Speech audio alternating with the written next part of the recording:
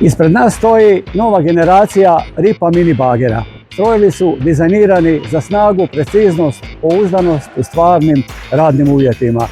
Svaki model ovdje ima jasnu ulogu, od kompaktnih strojeva za uske prostore do snažnih verzija koje bez problema rade teške profesionalne poslove. Ovo su i alati stvoreni za svakodnevni rad, za dugotrajnu izdržljivost i maksimalnu kontrolu. Jedna linija, jedan standard, jasna poruka, učinkovitost bez kompromisa.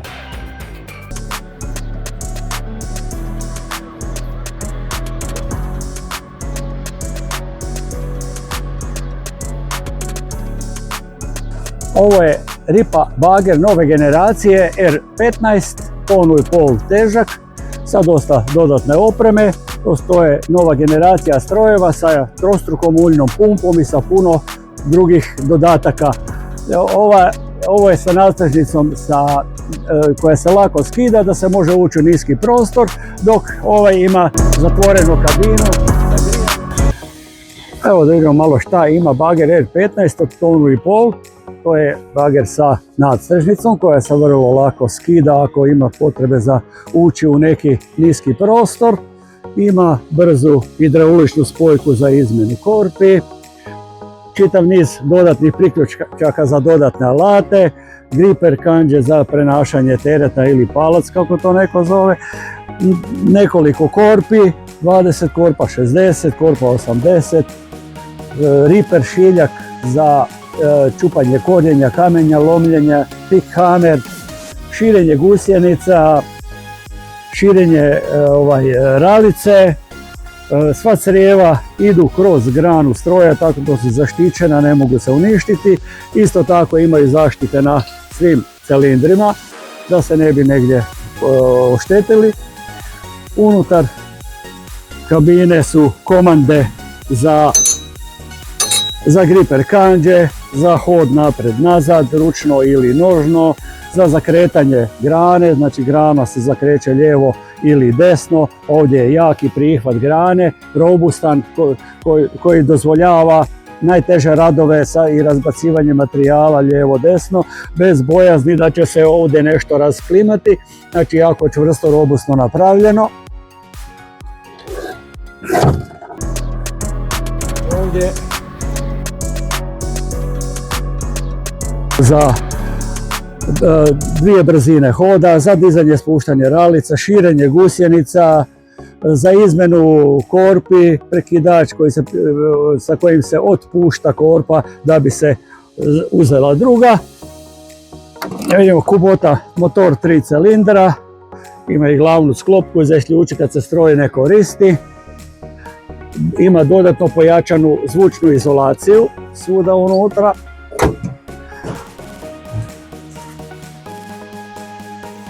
Ovdje se toči gorivo i ulje. Gore vidimo ogledalo širokokutno koje je za pogled od zada iza stroja, vrlo praktično. Rotir lampa koja se može isključiti.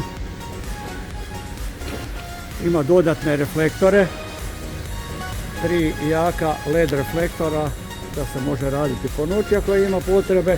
Zaštitna mreža od udara grane ili nečega kad se radi da ne bi udarilo strojara.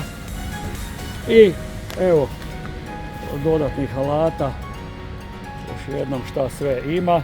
Ima još drugih alata, po želji može se nabaviti.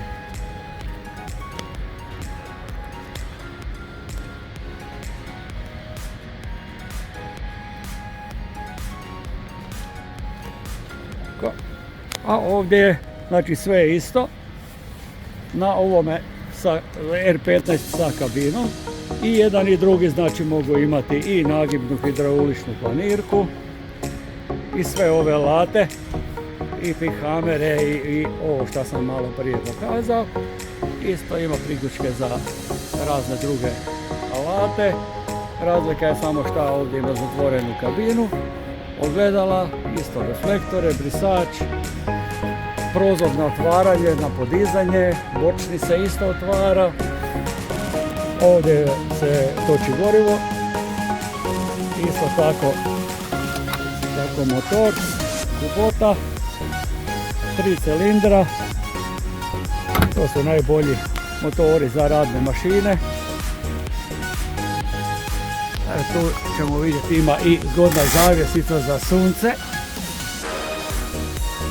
Znači da se može sjenilo povući ili recimo kad ne treba se spusti gore. Dodatni ventilator, protupožarni aparat. Ima i grijalica. Tako komande ručne i nožne.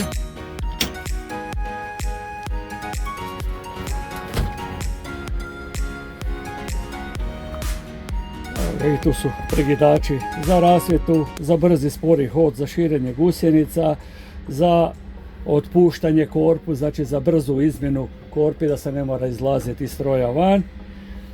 I ostali instrument recimo koji prikazuje stanje goriva, ulja, radnih sati i temperature i ostalo. I ima mali displej, isto tako ima kameru odozada. Dakle, vrlo praktično, ovdje ima kameru koja prikazuje šta ima iza stroja za vožnju rikverc. Vrlo praktična naprava. Ručica za podizanje, spuštanje ralice ili širenje gusjenica. Tu su još upravljačke komande za druge elemente. Prozor se jednostavno diže gore, stisne se sa strane i diže se gore.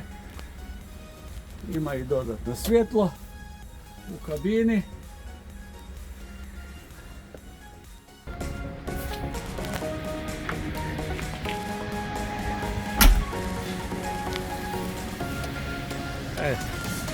Znači to su dva modela bagera R15, tonu i pol teška, jedan je sa nadstrešnicom, drugi je sa zatvorenom kabinom.